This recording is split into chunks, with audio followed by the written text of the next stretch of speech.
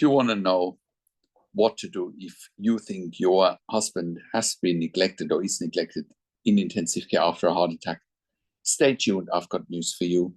My name is Patrick Hutzel from intensivecarehotline.com, and this is another quick tip for families in intensive care. So today I have an email from Shelley who says, "Hi Patrick, my husband suffered a massive heart attack 23 days ago. He was resuscitated and sent to an ICU in a trauma center, Metropolitan Hospital. He was intubated and put on the ventilator. He has done really well initially. They attempted to wean him and take him off about 6 days later, to where he started panicking, blood pressure dropped, and they re-intubated him. After all of this, I signed consent forms to have drain tubes put in because he had developed a pneumonia. These consent forms were signed on Monday, March the 3rd. They were not placed in him until Friday, March the 6th. Then they did a tracheostomy on the 7th, and then a PEG tube insertion the next day. The plans were to have the drain tubes placed either on the 3rd of March that night or the next day on March the 4th, early in the morning. He had problems breathing even while on the ventilator. Now they're telling me he has infections and they're not doing anything that I think is helping him. He's laying there and they're not telling me why they waited so long to do these procedures, but I feel like this has done more harm than good. They're talking now about sending him to another ICU. I don't feel comfortable about this. I don't feel like he will get better care in another ICU, even though I'm not happy. I need more time to work out what to do next. I do believe he was neglected. Please help."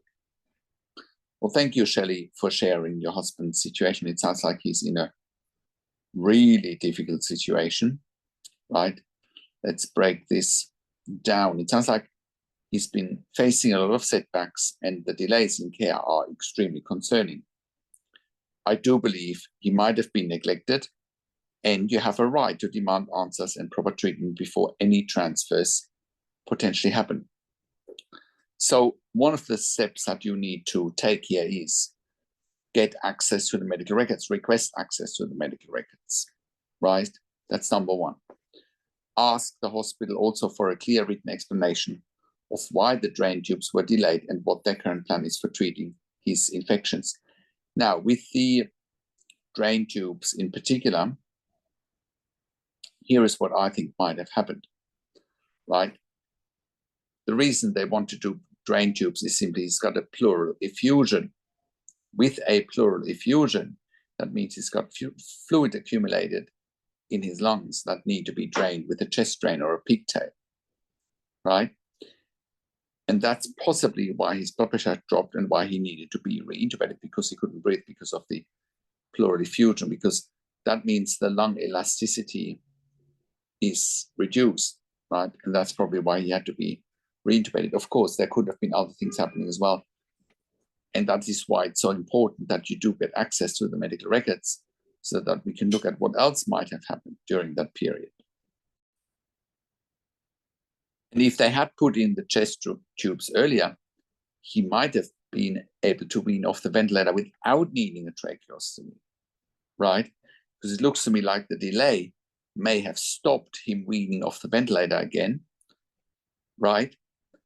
And then they put in the chest tubes, but by then he might have just needed a tracheostomy because he wasn't ready to come off the ventilator. That's why it's so important for you to get access to the medical records, or to let you and me talk to the doctors directly, doctors and nurses directly. That's what I do, right? I also would not have given consent to a PEG tube under any circumstances, right? Once again, maybe if you would have gotten help early, he might be extubated by now, right? But the biggest challenge for families in intensive care is simply that they don't know what they don't know. They don't know what to look for. They don't know what questions to ask. They don't know their rights, and they don't know how to manage doctors and nurses in intensive care. And that is exactly what you are up against here, right? So He had problems breathing even while on the ventilator. Yeah, of course, because he had a pleural effusion. That's why he had problems breathing on the ventilator. Now they're telling you he has an infection or has infections, and they're not doing anything that I think is helping him. The question is, where does he have the infections? Is it a lung infection like a pneumonia or a chest infection? Have they tested for it? Have they sent a sputum sample, right? Chances are that if he's needing longer ventilation, that he might have a chest infection, right? Because the longer someone is ventilated, the higher chances are to get a ventilator-associated pneumonia. And you don't want him to get a ventilator-associated pneumonia. That's why it would have been good to do the chest drain straight away and then keep focusing on extubation or moving towards extubation, which is the removal of the breathing tube. He's laying there and they're not telling me why they waited to do these procedures, but I feel like this has done more harm than good. Yeah, for sure.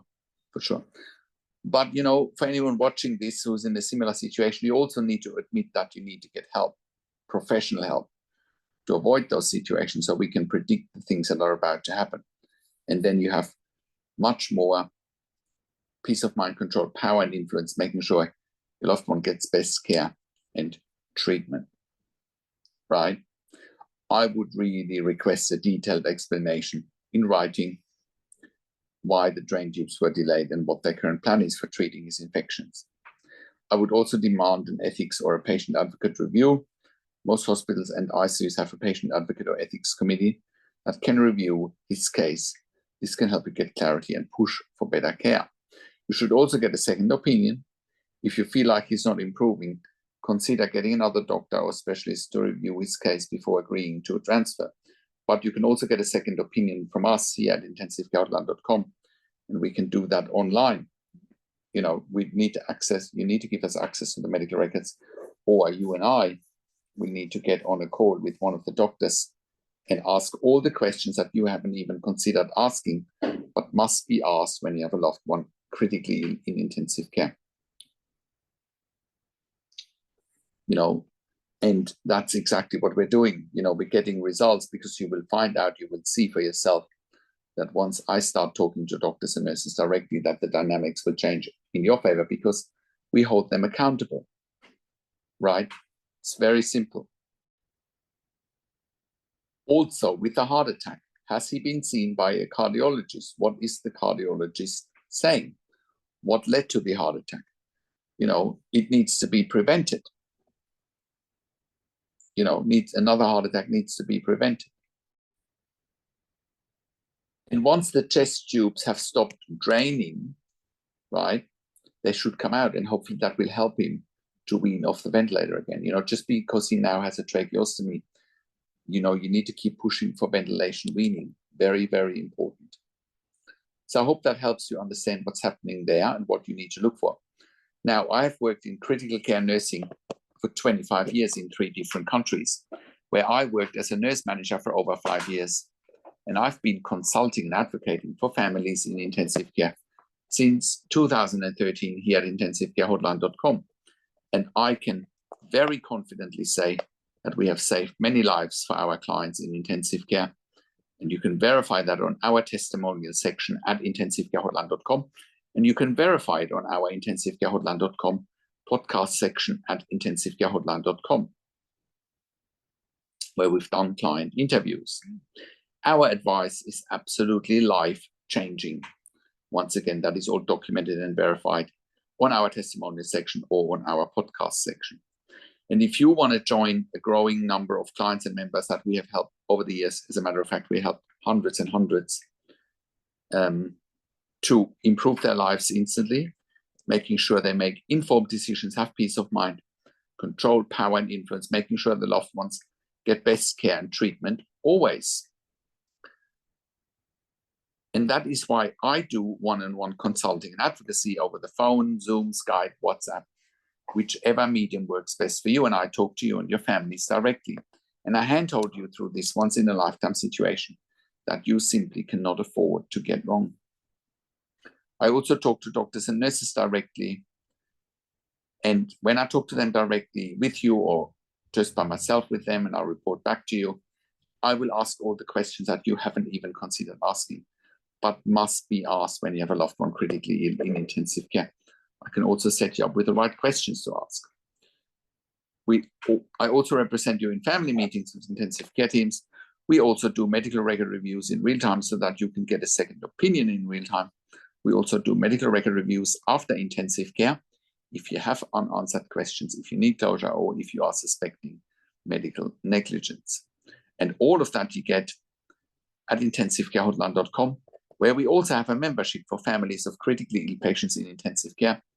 And you can become a member if you go to intensivecarehotline.com, if you click on the membership link, or if you go to intensivecaresupport.org directly. In the membership, you have access to me and my team 24 hours a day in the membership area and via email, and we answer all questions intensive care related. You also have exclusive access to 21 ebooks and 21 videos as part of being a member. And I have personally written and recorded those ebooks and videos. And all of that you get at intensivecarehotline.com. Call us on one of the numbers on the top of our website, or simply send us an email to support@intensivecarehotline.com with your questions. And if you like my videos, subscribe to my YouTube channel for regular updates for families in intensive care. Click like, click notification, share the video with your friends and families, and comment below what you want to see next, what questions and insights you have from this video. I also do a weekly YouTube live where I answer your questions live on a show, and you will get notification for the YouTube live if you're a subscriber to my YouTube channel or a subscriber to my intensivecarehotline.com email newsletter at intensivecarehotline.com. Thank you so much for watching. This is Patrick Hutzel from intensivecarehotline.com, and I will talk to you in a few days. Take care for now.